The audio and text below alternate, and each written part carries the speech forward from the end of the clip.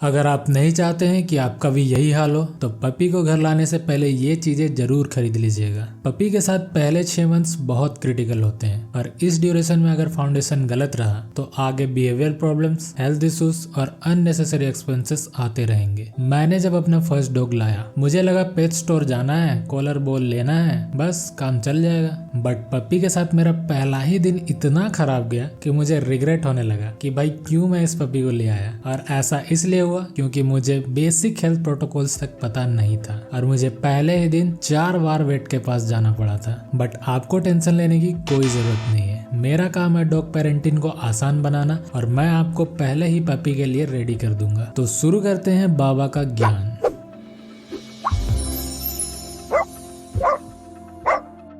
Category A, health fundamentals. ये non negotiable है। सबसे पहली प्रायोरिटी में हेल्थ को लेकर चलते हैं। इसमें कोई कॉम्प्रोमाइज नहीं होना चाहिए। पहला, एज अप्रोप्रिएट पपी फूड। देखिए, पपी फूड एडल्ट फूड से बिल्कुल अलग होता है। इन्हें हाई प्रोटीन और स्पेसिफिक न्यूट्रिएंट्स चाहिए ग्रोथ के लिए। इंडियन मार्केट में आपको बहुत से रिलायबल ऑप्शंस मिल जाएंगे। कुछ का लिंक मैं अपने डिस्क्रिप्शन में दे दूंगा, आप वहां से जाकर चेक कर सकते हो। अपना बजट रियलिस्टिक रखिएगा, 3 से 4 हजार per month depending on breed size. अगर आप चीप ऑल्टरनेटिव्स के पीछे भागोगे तो पपी के ग्रोथ और हेल्थ दोनों पर बुरा असर पड़ सकता है। दूसरा है स्टेनलेस स्टील बोल्स, एक खाने के लिए और एक पानी पीने के लिए। प्लास्टिक बोल्स को अवॉइड कीजिएगा, उसमें बैक्टीरिया ग्रो होता है और टॉक्सिन्स लीच करते हैं। स्टील के बोल्स हाइजीन और ड्यूरेबल होते हैं। तीसरा है डीवॉर्मिंग एंड वैक्सीनेशन प्रोटोकॉल। ये चेकलिस्ट का मोस्ट क्रिटिकल पार्ट है। 6 वीक्स से 16 वीक्स तक रेगुलर डीवॉर्मिंग और वैक्सीनेशन शेड्यूल फॉलो करना मैंडेटरी है। अपने वेट से प्रॉपर चार्ट ले लीजिएगा और एक भी मिस मत करना। इससे आपका पपी पर्वो एंड डिस्टेम्पर जैसे फैटल डिजीज से बचा रहता है। और एक important point, breed selection, puppy selection और जेंडर सिलेक्शन भी हेल्थ पे डायरेक्टली इम्पैक्ट करता है। सपोज आपने डिसाइड कर लिया कि आपको जर्मन शेफर्ड लेना है, बट आप मेल लोगे या फीमेल, लॉन्ग कोट लोगे या शॉर्ट कोट, और जब आप पपी लेने जाओगे और वहाँ आपको 5 से 6 पपी में से एक को चूज करना पड़ेगा, तो आप अपने लिए बेस्ट पपी कैसे चूज करोगे? इन सब के ऊपर मैंने पहले ही वीडियो बना रखा है, ये आपको एंड स्क्रीन में मिल जाएंगे या फिर मैंने चैनल में इनका प्लेलिस्ट बना दिया है, आप वहां से भी देख सकते हो। Category B, training and behaviour setup. Health के बाद आता है बिहेवियर और ट्रेनिंग का। अगर आपने इन्हें अभी से कैसे बिहेव करना है नहीं सिखाया तो बड़ा होने के बाद ये आपके लिए प्रॉब्लम क्रिएट करने लगेंगे। चौथा है डेजिग्नेटेड स्लीपिंग एरिया। पपीज को अपना टेरिटरी चाहिए। एक कंफर्टेबल एंड वॉशेबल बेड या क्रेट ले लीजिए। ये एंजाइटी कम करता है और रूटीन एस्टेब्लिश करने में हेल्प करता है। साइज ध्यान से सेलेक्ट कीजिएगा, नहीं तो जब पपी ग्रो करेगा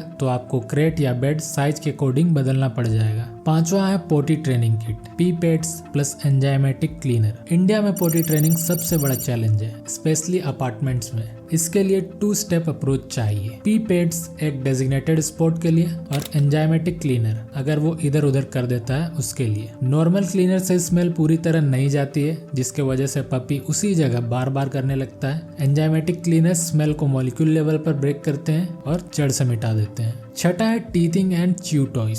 3 to 7 मंथ्स टीथिंग फेज होता है। अगर उन्हें चबाने के लिए कुछ नहीं दिया गया तो फर्नीचर, शूज, वायर सब कुछ चबा जाएंगे। इसमें भी मल्टीपल टेक्सचर वेराइटीज लीजिएगा। Rubber toys for aggression chewers, rock toys for tug of war and dental chews for oral health. Category D, safety and control. 7वां में है walking gear, harness, leash and collar. यहाँ पर smartly invest कीजिएगा। Collar जरूरी है ID tag के लिए, बट डेली वॉक्स के लिए हार्नेस बेटर ऑप्शन है, specially medium to large breeds के लिए। हार्नेस नेक पे प्रेशर नहीं डालता। और एडजस्टेबल हार्नेस लीजिएगा क्योंकि ग्रोथ फेज में पपी का साइज चेंज होगा। 8वां है आइडेंटिफिकेशन टैग, कॉन्टेक्ट डिटेल्स वाला टैग, जिसमें आपका नाम, आपका फोन नंबर और एड्रेस होगा। पपीज भाग सकते हैं या उनका एक्सीडेंट हो सकता है, ये छोटा सा इन्वेस्टमेंट उनके लिए लाइफ सेविंग हो सकता है। Category D, grooming and basics. 9वां में है puppy safe shampoo and brushes. Indian climate में रेगुलर ग्रूमिंग करना बहुत इंपॉर्टेंट है, बट ह्यूमन शैम्पू या एडल्ट डॉग शैम्पू पपीज पे यूज मत करना।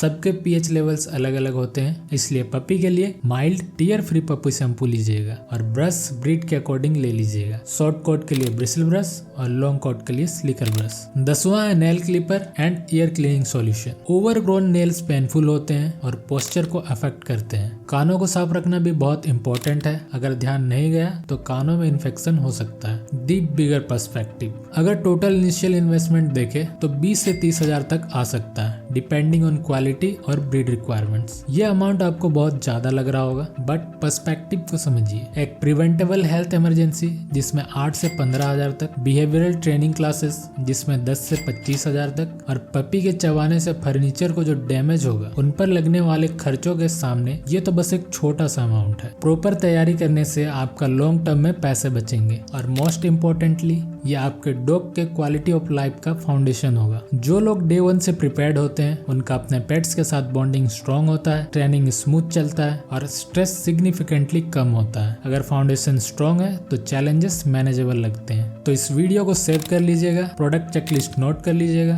और पपी को घर लाने से पहले ये सारा सेटअप कंप्लीट कर लीजिएगा। एक ऑर्गेनाइज्ड स्टार्ट का लॉन्ग टर्म इम्पैक्ट बहुत बड़ा होता है। देखिए, पपी ओनरशिप एक कमिटमेंट है, फाइनेंशियल, इमोशनल, टाइम सब कुछ देना पड़ेगा, बट अगर आप प्रिपेयर्ड हो तो ये जर्नी इनक्रेडिबली रिवॉर्डिंग है। मैंने अपने एक्सपीरियंस से जो सीखा है वो मैं आपके साथ शेयर कर रहा हूँ ताकि आपका जर्नी स्मूथ हो। गलतियां सबसे होती हैं, बट अवॉइडेबल मिस्टेक्स को अवॉइड करना एक स्मार्ट अप्रोच है। अगर ये इन्फॉर्मेशन यूजफुल लगी हो तो वीडियो को थोड़ा हाइप कर दीजिए, इससे मेरी रीच थोड़ी सी बढ़ जाएगी। और अगर आप एक नए डॉग पेरेंट बनने वाले हो तो चैनल को सब्सक्राइब कर लीजिएगा, क्योंकि मेरा काम है डॉग पेरेंटिंग को आसान बनाना।